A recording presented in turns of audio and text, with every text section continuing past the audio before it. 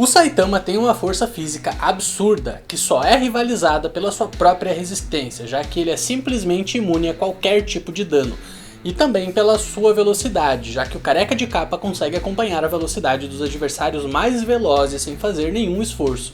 E com esse nível de força absurdo que ele tem, muita gente acaba se perguntando como foi que ele conseguiu ficar tão forte. Será que o Saitama ficou tão poderoso porque ele ganhou seus poderes de presente do God? Ou de repente porque ele é uma pessoa especial de alguma forma? Bom, fica comigo até o fim do vídeo que você vai entender de onde é que vem a força do homem de um soco só.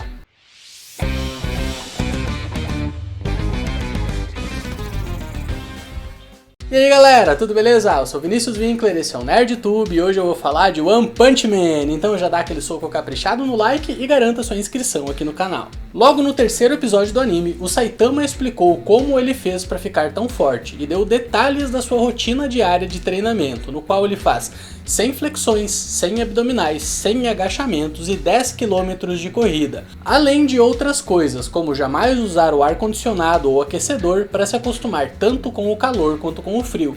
E o Saitama também destacou que é muito importante sempre fazer 3 refeições por dia, sendo que ele sempre come apenas uma banana pela manhã.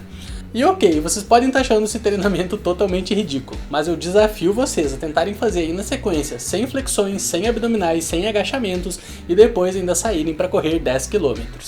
Pois é, não é tão ridículo quanto parece, né? Mas também vamos combinar que alguém que treine para isso todos os dias e se dedique, consegue se acostumar com uma rotina dessas em poucos meses. Então ok, esse treinamento não é dos mais leves, mas também tá longe de ser um treinamento extremo, principalmente para quem tá acostumado com outros animes, como por exemplo Dragon Ball, onde o Goku faz trilhões de abdominais em apenas alguns segundos, apesar disso não fazer o menor sentido. Então, como diabos o Saitama fez para ficar tão forte com um treinamento que é dentro do humanamente possível? Pois então, quem assistiu somente o anime não viu muito do Saitama antes de ele se tornar super forte, já que a maioria das aparições dele enquanto ele ainda estava começando sua carreira de herói são em capítulos extras do mangá, e também num OVA da primeira temporada, que é chamado de Episódio 0, mas não tem nem dublagem em português e nunca foi lançado na Netflix, e por isso a maioria das pessoas não conhece. Enfim, que nas vezes que vimos o Saitama lutar antes de ele se tornar super forte, aconteceram várias coisas interessantes, e 3 delas devem ser as principais responsáveis por ele ter ficado tão poderoso. Primeiro, que o Saitama ficava gravemente ferido em várias lutas, porém mesmo assim ele continuava lutando, de modo que o treinamento físico que ele fazia era somente a base para ele conseguir sobreviver à sua rotina de caçar monstros. Segundo, que já vimos em algumas situações o Saitama tendo de comer restos de monstros, como por exemplo aquele monstro que tinha algas na cabeça que apareceu lá na primeira temporada do anime.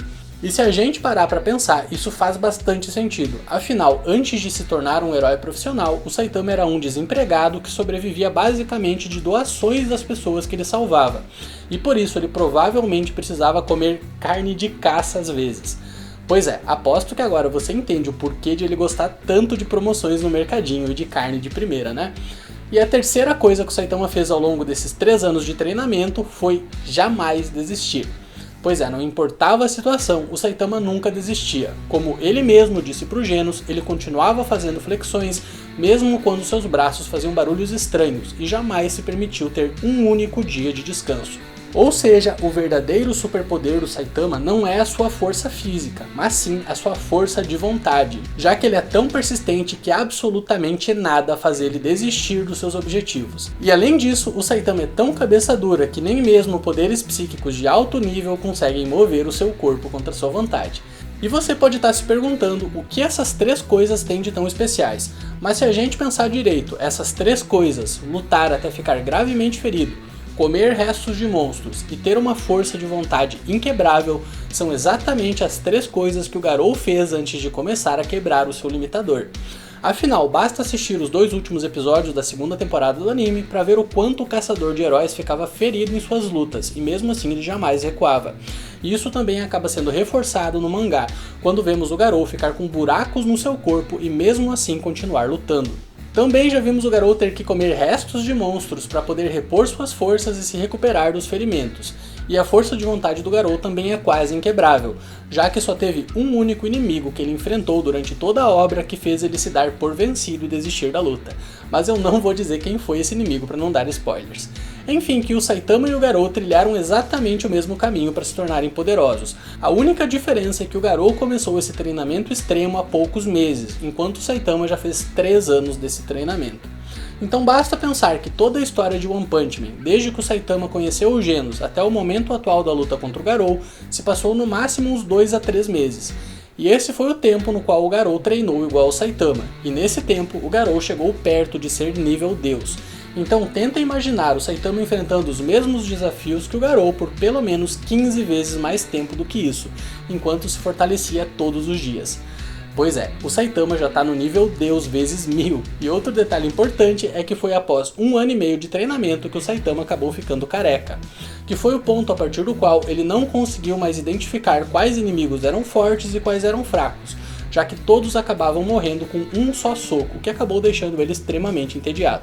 Mas mesmo assim, o Saitama continuou se fortalecendo por mais 1 ano e meio após ficar careca. E isso fica provado num audiobook oficial chamado O Treino do Genos, no qual o Saitama luta contra uma cópia sua de um dia no passado e ele consegue vencer sua cópia com um único soco, e depois fala que ele jamais seria derrotado por sua versão de ontem, dando a entender que ele segue se fortalecendo de maneira exponencial dia após dia. Pois é, pra quem viu só o anime e logo de cara conheceu o Saitama já sendo super forte e nunca tentou entender o passado do personagem, pode parecer que ele ganhou seus poderes de forma fácil, tendo recebido eles de presente ou por ser privilegiado de alguma forma. Mas a verdade é que a história dos 3 anos do treinamento do Saitama daria um mangá próprio focando somente nisso. Afinal, a gente sabe que antes de se tornar invencível, o Saitama enfrentou demônios, dragões, alienígenas e todos os tipos de monstros possíveis, sendo que provavelmente muitos deles eram mais fortes do que o próprio Orochi ou até mesmo o Boros.